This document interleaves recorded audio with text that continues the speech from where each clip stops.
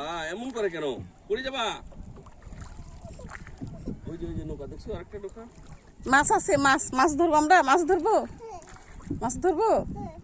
দাঁড়াও, মাছ ধরতেছে, দাঁড়াও মাছ ধরতেছে।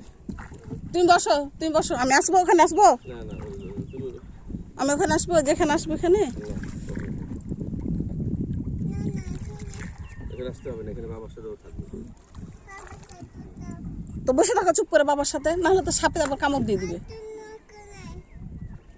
সাপে কামড় দিবে, চুপ করে বাবার কাছে বসে থাকো।